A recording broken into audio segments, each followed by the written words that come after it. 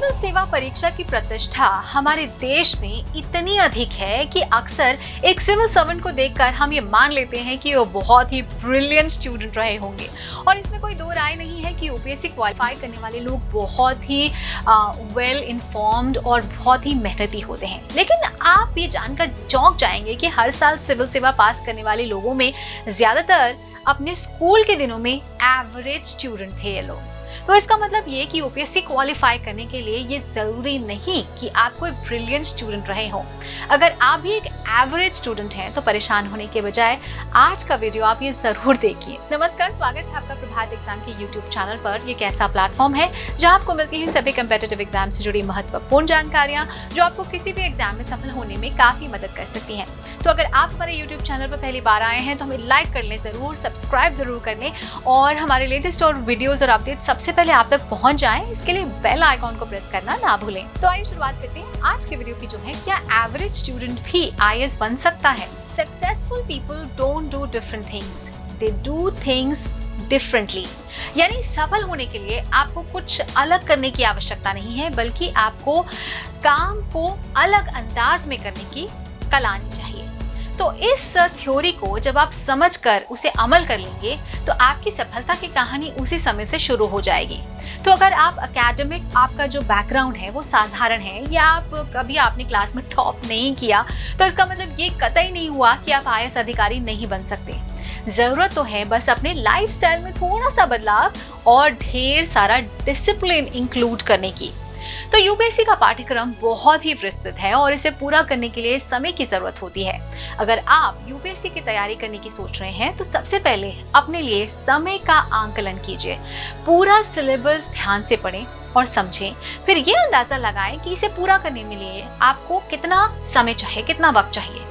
Over confidence में आकर अपने आप को ओवर एस्टिमेट ना करें और ना ही अंडर कॉन्फिडेंट होकर सिलेबस से हार मानकर ये कहें कि अरे तो मैं पूरा नहीं कर पाऊंगा, बल्कि एक रियलिस्टिक एस्टिमेशन कीजिए और आगे का रोड मैप तैयार कर लीजिए।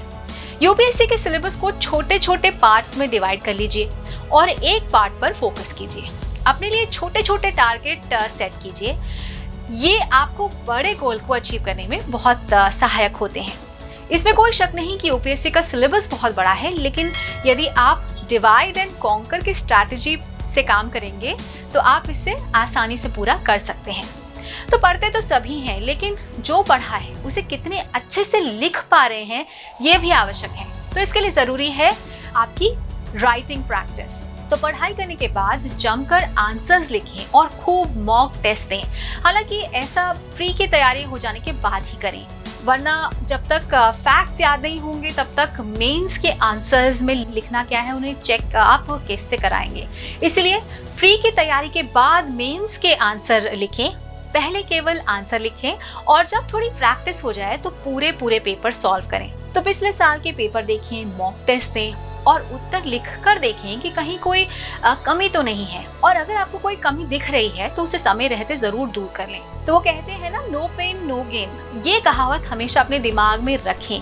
तो कड़ी मेहनत और समर्पण के बिना कोई सफलता पाना संभव नहीं होता।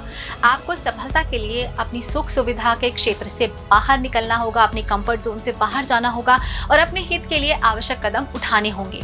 आपके पास जो कुछ भी नहीं है उसके बारे में शिकायत करने के बजाय अपने पास जो भी है उसके लिए सदैव ईश्वर के आभारी रहें। यदि आप अच्छे मन और शरीर के हैं तो आप निश्चित रूप से इस परीक्षा को उत्तीर्ण करने में सक्षम रहेंगे।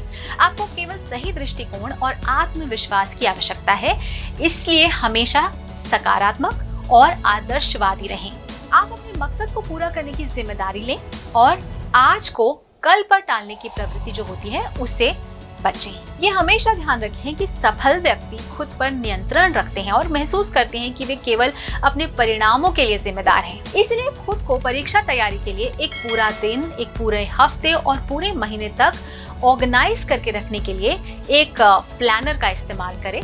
तैयारी के समय जो विषय आपको सबसे कठिन लगता हो उसे टालते रहने के बजाय सबसे पहले उसे पढ़ने का प्रयास करें और दृढ़ निश्चय के साथ अडिग रहें। दोस्तों, अगर आपको हमारा ये वीडियो पसंद आया हो तो अपने फ्रेंड्स के साथ भी इसे जरूर शेयर कर लें और अगर आपके पास हमारे लिए कोई सवाल है, सजेशन है तो कमेंट बॉक्स में लिखकर हमें जरूर बता दें।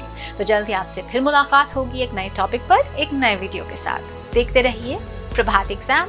नमस्कार।